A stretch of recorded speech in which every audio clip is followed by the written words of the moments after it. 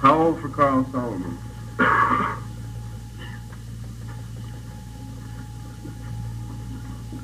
One. I saw the best minds of my generation destroyed by madness, starving, hysterical, naked, dragging themselves to the Negro streets at dawn, looking for an angry fix. Angel-headed hipsters burning for the ancient heavenly connection to the starry dynamo in the machinery of night, who poverty and tatters and hollow-eyed and high sat up smoking in the supernatural darkness of cold water flats floating across the tops of cities contemplating jazz, who bared their brains to heaven under the L and saw Mohammedan angels staggering on tenement roofs illuminated, who passed through universities with radiant, cool eyes, hallucinating Arkansas and Blake-Light tragedy among the scholars of war, who were expelled from the academies for crazy and publishing obscene odes on the windows of the skull, who cowered in unshaven rooms in underwear, burning their money in wastebaskets and listening to the terror through the wall,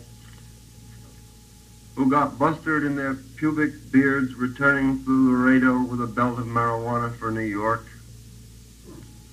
who ate fire in paint hotels or drank turpentine in Paradise Alley, death,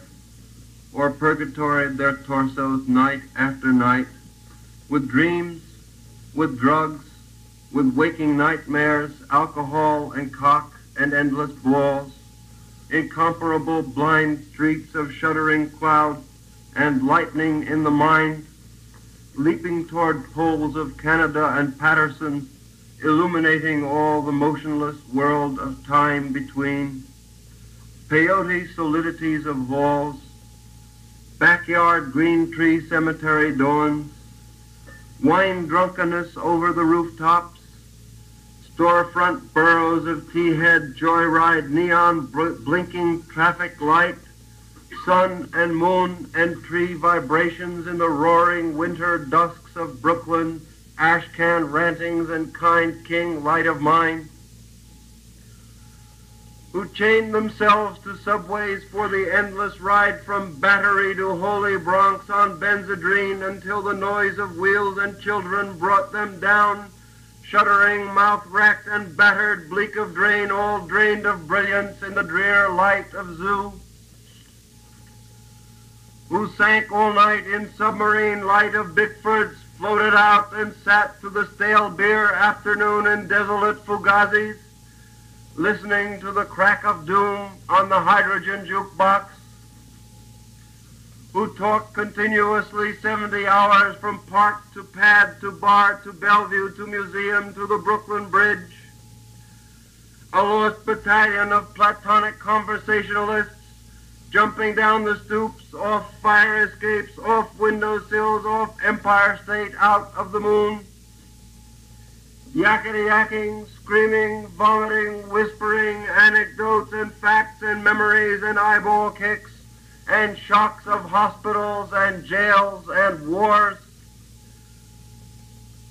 whole intellects disgorged in total recall for 7 days and nights with brilliant eyes, meet for the synagogue cast on the pavement, who vanished into nowhere, Zen, New Jersey,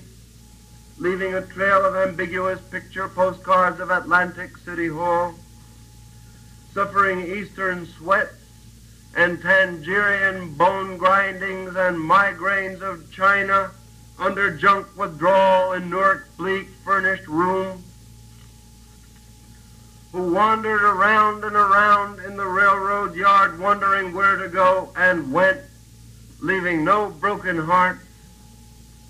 who lit cigarettes in boxcars, racketing through snow toward lonesome farms in grandfather night, who studied Plotinus, St. John of the Cross, telepathy, and Bob Kabbalah, because the cosmos instinctively vibrated at their feet in Kansas, who loaned it through the streets of Idaho seeking visionary Indian angels who were visionary Indian angels, who thought they were only mad when Baltimore gleamed in supernatural ecstasy, who jumped in limousines with a Chinaman of Oklahoma on the impulse of winter midnight streetlight small-town rain, who lounged hungry and lonesome through Houston seeking jazz or sex or soup